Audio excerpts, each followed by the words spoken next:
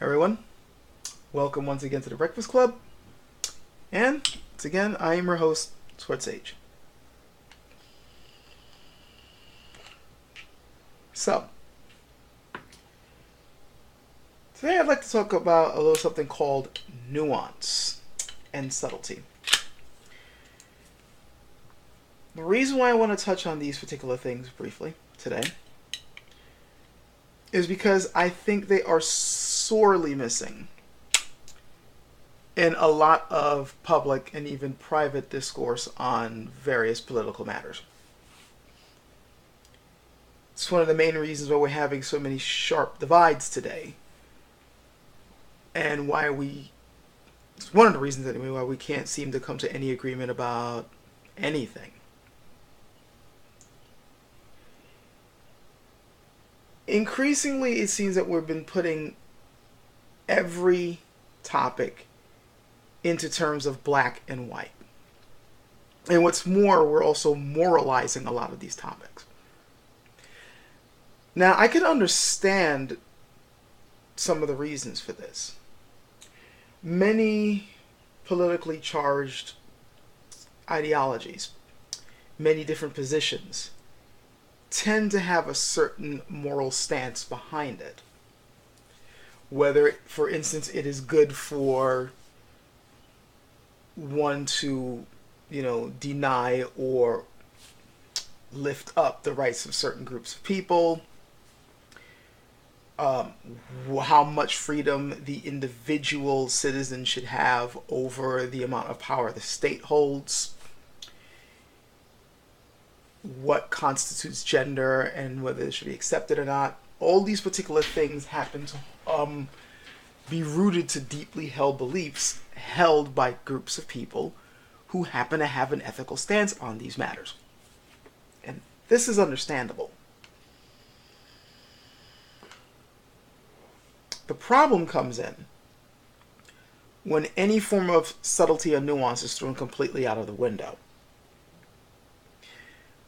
While ethics and morality tend to be put in terms of black and white and on straight up right and wrong, the problem is life doesn't really work that way. There are a few things that we more or less in humanity have straight up put as taboo or straight up right or good or exact. However, those things are kind of on a small list. Anyone who's taken a philosophy course will understand what I mean, because when you start getting into the sticky topic of ethics, you begin to realize why there were so many different philosophers and philosophies all over the world. There are certain universal things that we hold as truths in terms of what we think is right and what we think is wrong. The problem is when we start applying them, because then people say, yeah, well, it's wrong in this instance, but maybe it's right in this one, or, well, I don't mind feeding these people who are poor, but those people are bad. And, excuses come in, gray areas, and all this other type of stuff. So you have this mixing in to political discourse. And then there's the problem that to put it bluntly, when you have idiots debating these things. The reason why I'm using such a charged word is because subtlety and nuance are things that intelligent people can grasp.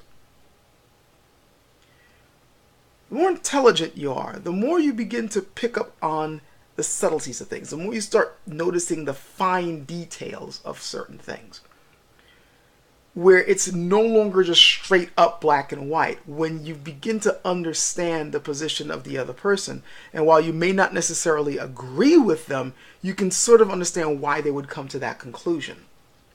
Or you might see something about their position that is not entirely incorrect, where you're like, okay, this part we can work with, the rest of it needs to be tossed out, and then you try to explain it to them. And these are things that intelligent people, or at least people who think deeply on matters, can do.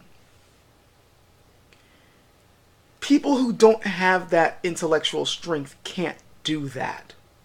They only see things in terms of black and white. What's more, since they don't really rely too much on intellectual strength, they're going to be relying a lot more on emotional strength.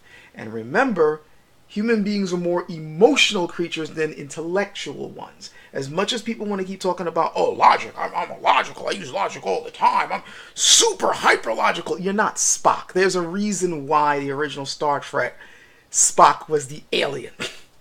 He was the Vulcan. The human was the emotional one. Because that's what we are. We are capable of rationality. We are capable of intellect. But our instinct is to go emotional. And many of the things that we believe, those beliefs get stronger the more emotional attachment we give it. To detach yourself from that emotion, to try to think deeply about that, takes a certain level of mental strength and a certain type of intellectual fortitude that a lot of us just don't have. And even those who do have it will still slip into the emotional side of things because we are emotional creatures first, rational creatures second. Again, it takes some strength to lean toward the intellectual. And when your intellectual side is weak to begin with, well, you end up with our current political discourse on many of the matters that are important to our society. Civil rights, economics, the future of our species on this planet, our enterprises around the world, how they affect us, all these particular things, in order to solve these problems, yes, it takes passion. Yes, it takes a certain amount of emotional charge to speak passionately about this thing to get people to understand, but you also need to be able to think rationally and deeply about it and understand the nuances going on with these particular topics in order to apply them in real life. And when the discourse is nothing more than finger pointing and demonizing the other side because you can only see these things in black and white, you will not get anywhere. All you'll get is just a whole lot of fighting because one side will feel insulted, the other side will feel offended, and no one will listen to what each other has to say. What's worse is when most of that discussion and most of that argument is happening between people who are loud but not smart. They don't understand subtlety or nuance or gray areas. They can only see any difference in opinion as straight up immoral. And that's a problem. A huge one. This discussions that are going on really should be happening between people who can think deeply on things. And to be fair, it's happening, but usually behind the scenes. Or, those are not the discussions that are being brought to the forefront. They're not the things that are bringing up headlines. They're not the things that are being sensationalized. They're not the discussions that will bring money to other people's pockets. So, I will close this by saying this. If you cannot appreciate the subtleties of the discussions that are going on right now, if you can only see them in terms in black and white, and I'm not saying that there's certain things that we have come to agree that are clear-cut. There are. I can come up with examples, but I don't really want to do that right now. I just want to speak in general on these things. If most of the time when you hear something, you mostly go to knee-jerk reactions, whether it's an emotional, yeah, you're right, or an emotional, that's bullshit, no, you probably should not be in these discussions. And I know that's going to be taken as an insult. Nothing I can do about that. But let's face it. Subtlety and nuance are things that the intelligent can appreciate. And those are the very things that we desperately need to be appreciated right now. We need people who can truly think carefully about these matters, who can see these things for what they are, understand the minefields out there, and try to come up with something that will benefit the rest of society, a particular worldview, an ideology, or at least a mixing of ideologies that can work for most, if not all, involved, without demonizing a group of people who may not be the moral monsters that we may be pointing them as,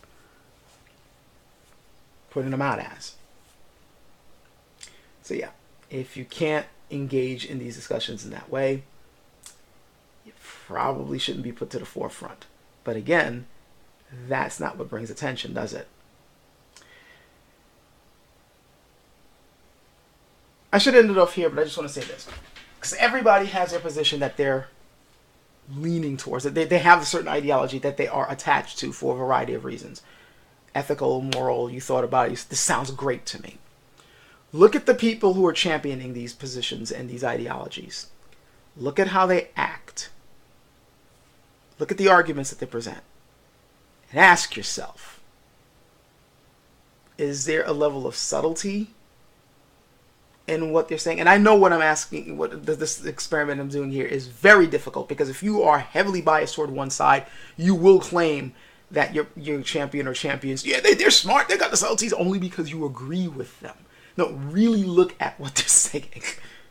If they got nothing, if everything is mostly spoken of in blunt terms, in terms of this is wrong, this is right, this is offensive, this is not, there is no subtlety in there whatsoever, their arguments probably should not be listened to or weighed that heavily. Probably should be following someone else. And maybe you shouldn't be mirroring their actions either. I feel like what I'm saying is going to be falling on a lot of deaf ears, but those who understand what I'm trying to say, because I'm not too sure if I got it off right, hopefully you get what I'm pointing at here. Maybe this will be a little bit easier. Look at how far we've come. Some people will be, we haven't gone that far, but look how far we've come as a species and as a society around the world. Look at the people we celebrate and take a good look at their lives and see whether they were more the emotional black and white types, or the ones who were able to pick up on subtlety, nuance, symbolism, things like that, and try to work in a way that would see many different sides of many different arguments and come up with something that would work for all involved, or most involved at the very least. That's all I got to say about that. Hope you guys have a good one. Catch you guys later.